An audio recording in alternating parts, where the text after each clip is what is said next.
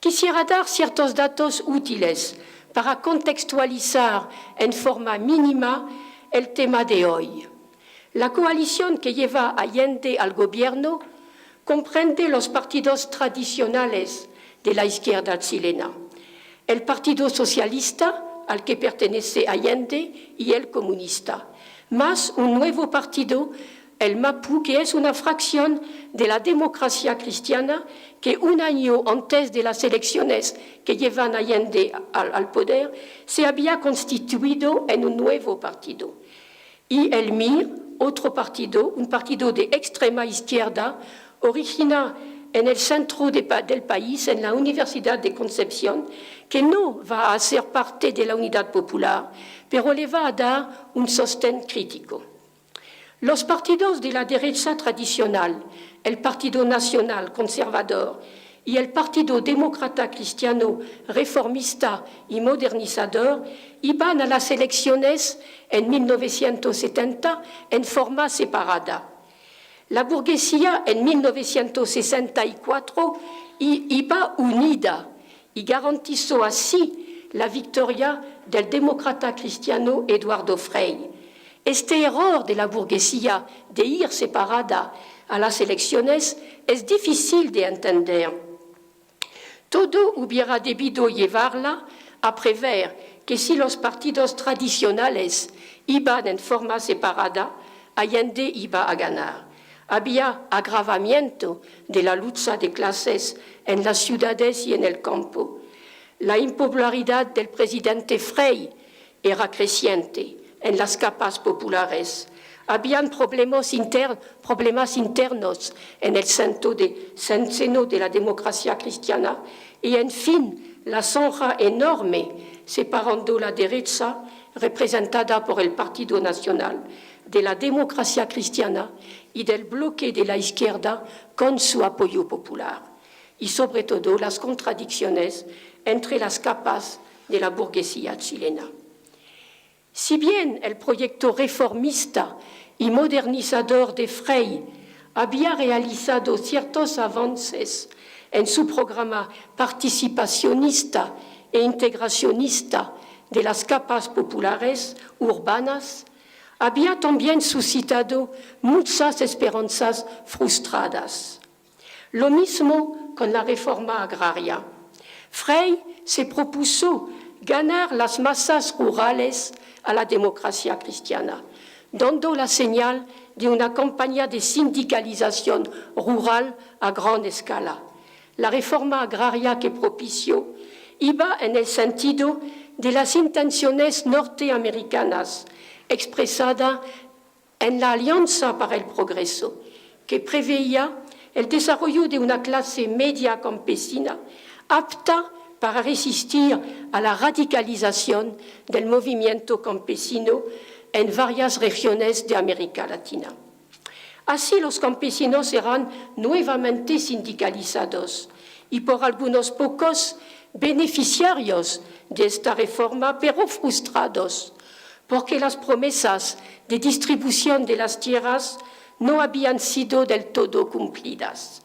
Mientras que la gran burguesía, que era a la vez capitán de industria y terrateniente, consciente de la amenaza, dio durante el gobierno de Eduardo Frei un salto en su modo de estructurar su resistencia a estos planes de reformas. Es importante señalarlo porque asienta un antecedente del tipo de movilización que la burguesía logrará armar en octubre de 1972, durante la gran huelga patronal, que va a contribuir fuertemente a desestabilizar el gobierno de la Unidad Popular y sobre la que tendremos la oportunidad de volver. Allende es elegido a una mayoría relativa, lo que exige la ratificación por el Congreso. La democracia cristiana siguió las reglas del juego, pero Allende debió firmar un pacto constitucional. Desde el principio, Allende aceptó plenamente el rol de presidente constitucional. Era decidido a imponerse sobre la base de la legalidad, aun si eso significaba que debía respetar los límites fijados por las instituciones burguesas, lo que no va a dejar de tener mucha incidencia en la forma en que se va a encarar la política de los medios. No voy a extenderme sobre la repartición cuantitativa de los medios entre las fuerzas de la derecha y las de la Unidad Popular. Repetir solamente que esta relación de fuerzas es muy desigual. Los sectores que apoyan al gobierno tienen menos acceso a la opinión pública que los opositores. La derecha controla la mayoría de los diarios que circulan en el país.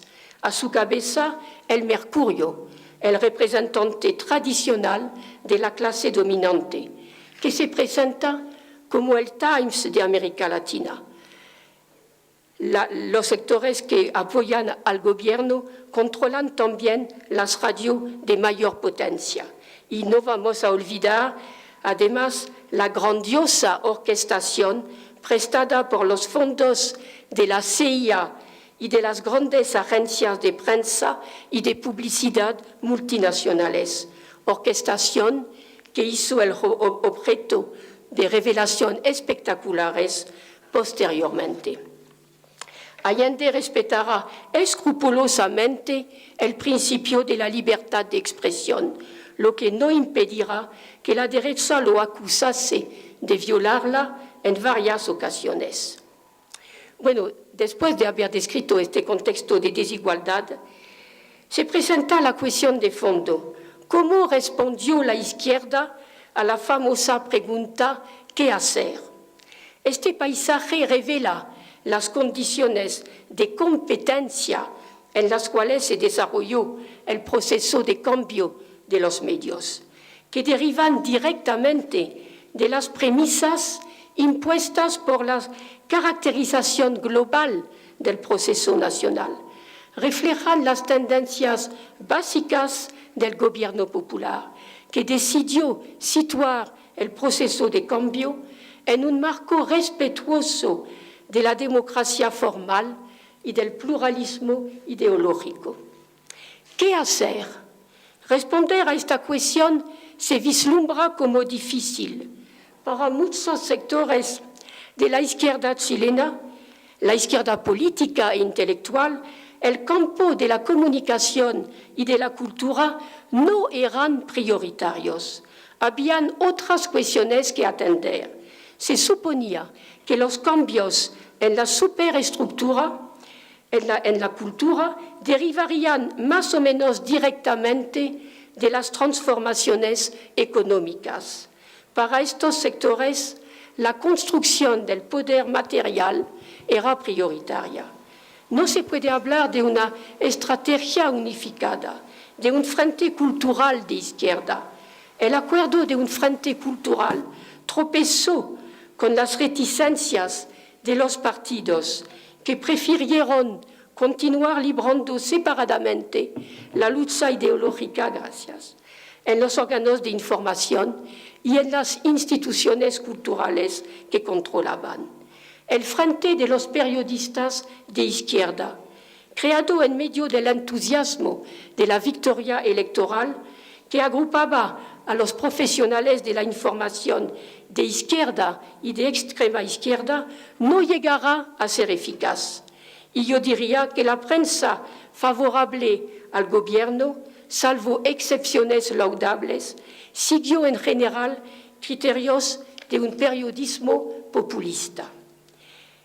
Quisiera detenerme sobre la tarea cumplida en el seno de la Casa Editorial del Estado, donde se expresó una estrategia suscrita por los partidos de la Unidad Popular, que derivaba esencialmente de un presupuesto de su política global, que era, en estos primeros momentos del proceso, de tratar de captar los sectores medios al proceso de transformación con la intención de no asustarlos por una polarización demasiado activa. Esta casa, denominada Kimontu, que montu quería decir el sol del saber en lengua mapuche. Pasará por ser el feudo indiscutido de la izquierda en el campo editorial. Era un aparato con una capacidad de imprimir gigantesca. La situación era ahí bastante paradójica. Quimontu debía imprimir en las prensas del Estado revistas como las del Reader Digest o las historietas de Disney, que luego se preocupaba de combatir en sus propias producciones. La mayoría de los puestos fueron distribuidos según un sistema de cuoteo entre los partidos de la Unidad Popular. El MIR estaba también presente. Se dieron ahí iniciativas interesantes que van a reflejar muy rápidamente diversas concepciones de la lucha ideológica. El rasgo más significativo sobre el cual quisiera detenerme un poco, el rasgo más significativo de aquella política fue el siguiente: apoderarse de los géneros en materia de publicaciones de revistas, apoderarse de los formatos y de los signos que la burguesía había hecho familiares, para iniciar a partir de esos soportes conocidos, reconocidos e identificables en el mercado, un proceso de apartamiento de la ideología de las clases medias y de apertura a los nuevos valores del proceso popular. Esta táctica de recuperar los géneros y los formatos burgueses se justificaba al partir del hecho que la lucha ideológica tenía que desarrollarse en un marco comercial. Se situaba el problema de la transformación de la comunicación en términos de subversión y de inversión progresiva de los signos. Estos soportes conocidos y reconocidos en el mercado eran las revistas infantiles, las de ídolos, las fotonovelas, las revistas de deportes, los cómics. La intervención en la esfera cultural era importante para encaminar hacia un proceso de transformación global. La conciencia de la importancia de la cultura y de la lucha ideológica como un campo estratégico se había consolidado, hay que decirlo, durante la etapa anterior, la segunda mitad de los años 60, que nos había sensibilizado a una cuestión que despuntaba en las ciencias sociales en varias regiones y círculos de investigación crítica en América Latina y en el mundo, a saber, el papel de la dimensión ideológica en la reproducción y en la cohesión social, y rebasando el campo de lo jurídico y lo político tradicionalmente aceptado como tal, la importancia de la configuración de un campo ideológico de lo cotidiano en la estructuración del poder hegemónico. La cultura, en definitiva, como lugar donde se construye la hegemonía. La cultura cotidiana y la cultura del ocio, en la que entraban las revistas femeninas, las historietas infantiles o las revistas de ídolos, eran un espacio constitutivo del mundo y de las formas de la vida, de un imaginario, y por ende un espacio vital, tanto para la reproducción social, la reproducción de un sistema social, como para su transformación. Pero el grado de radicalización que muy pronto alcanzó la lucha de clases no permitió que esta estrategia de subversión de las formas burguesas diera sus frutos.